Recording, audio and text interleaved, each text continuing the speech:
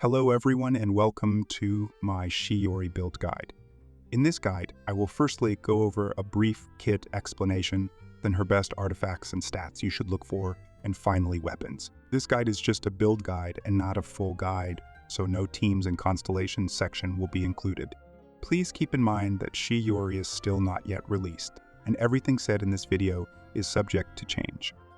But without further ado, let's get right into her kit. Chiori is a 5-star Geo sub DPS that scales on both defense and attack.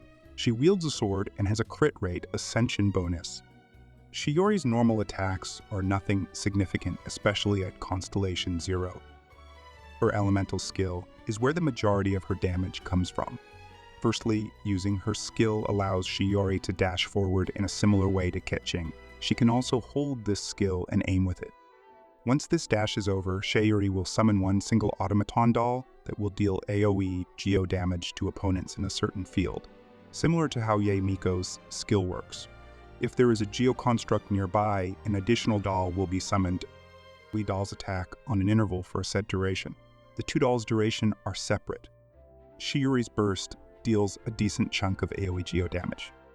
Moving on to passives, her first Ascension passive has two effects based on whether you use Chiori's skill again or normal attack. Using her skill again will automatically switch Chiori to the next character in your party and grants all party members an effect where if they deal normal, charged, or plunging attack damage, an additional instance of damage coming off from Chiori's doll will be triggered. This additional damage scales higher than the regular dolls and can only be triggered twice in an 8-second duration.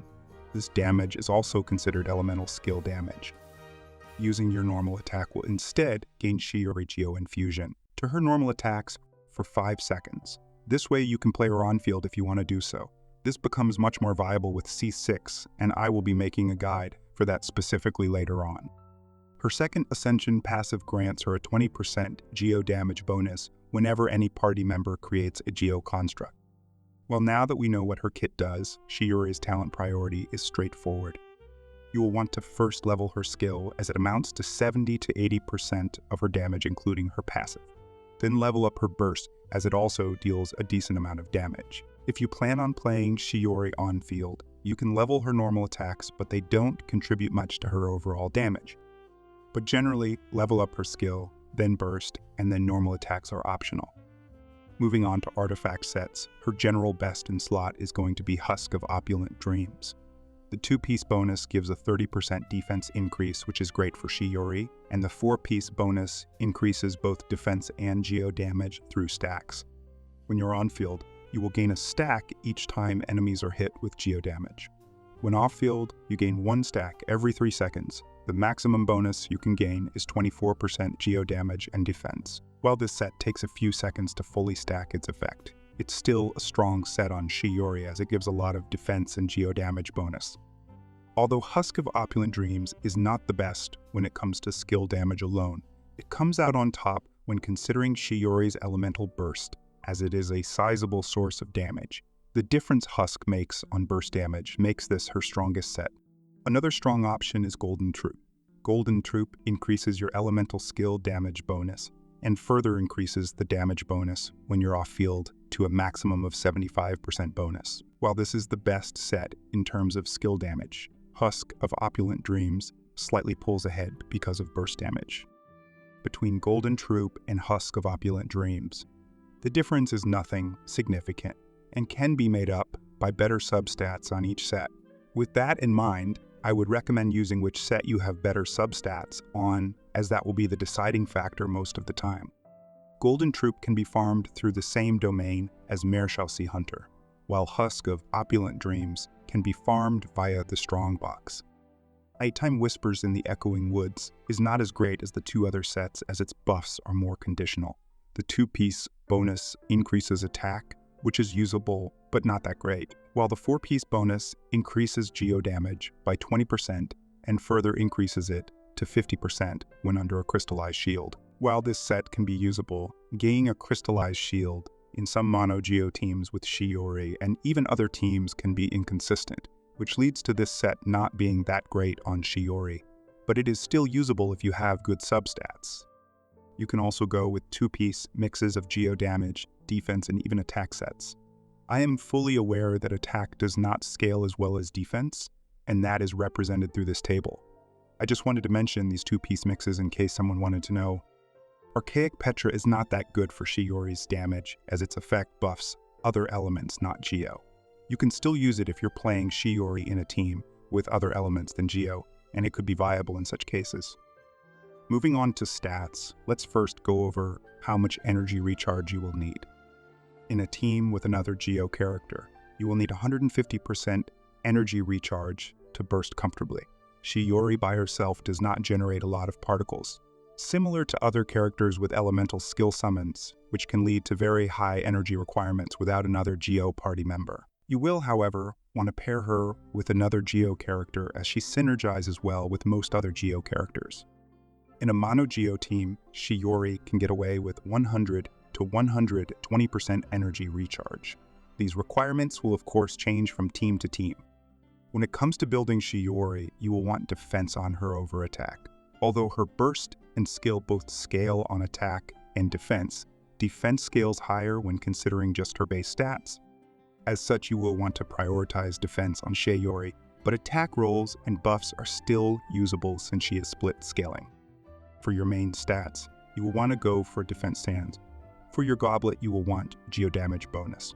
However, a defense goblet is also usable if you have better stats, but generally geo damage is around 5 to 10% better. As for your circlet, you will want either crit rate or damage. For your substats, you will want energy recharge till you reach your target, which is not that high, and focus on crit rate and damage, then defense. Attack rolls are also usable, but you should not prioritize attack over defense. As for weapons, since Chiori does not scale that well on attack, weapons with higher crit value will perform much better on her compared to high base attack weapons. And just as a notice, depending on your specific build, your best weapons may change a bit, and different assumptions will lead to slightly different numbers. All these calculations are made with level 9 talents and level 90 characters and weapons. Chiori's best in slot is of course going to be her signature weapon, Uraku Misugiri. This weapon increases crit damage through its substat, and through its effect increases both normal attack and skill damage and also the defense of its wield. The normal attack and skill damage bonus will be doubled if another Geo character deals Geo damage, which should be the case in most teams. Splendor of Tranquil Waters can be a great option if you have Farina in your team to trigger its effect, which increases elemental skill damage. However, if you have this weapon, you should probably have it on Farina. Otherwise, without Farina in your team, this effect cannot stack when off-field as you need your HP to change. It is still a usable weapon because of its high crit damage, and you can get a stack or two while being on-field. Primordial Jade Cutter is her general second best 5-star weapon, as it has a high crit rate stat. Other 5-star crit weapons are also usable, with the ones with higher crit values or damage bonus being better. As for your 4-star options, the Battle Pass weapon Wolfang is going to be one of the best options. At R5, it even beats a lot of other 5-star weapons. Wolfang increases both elemental skill and burst damage while having a crit rate stat, which on its own already makes this weapon decent. The rest of its effects, however, cannot be triggered off-field, but you can gain a stack or two before going off-field. Aside from this downside, Wolfang is still a great option and the best 4-star at Refinement rank 5. Harbinger of Dawn is a strong free-to-play option. This is a 3-star weapon, so getting it to R5 should not be difficult. Harbinger of Dawn at R5 is stronger than other 4-star options bar Wolfang. This weapon increases crit damage through its substat and crit rate through its effect if the wielding character's HP is above 90%. And while being a 3-star weapon, Harbinger of Dawn gives a lot of crit value, making it a very strong option for Chiori. And since she will mostly be played off-field, Chiori can maintain the 90% HP requirement for its effect. But be careful about using Harbinger of Dawn with Farina in your team. Farina drains your party members' HP, so keeping your HP above 90% will not be easy to do so. Cinnabar Spindle is a 4-star weapon that should be theoretically much stronger. Through its substat, Cinnabar Spindle provides defense, and through its effect, increases elemental skill damage based on how much defense you have. However, this effect can only be triggered every 1.5 seconds.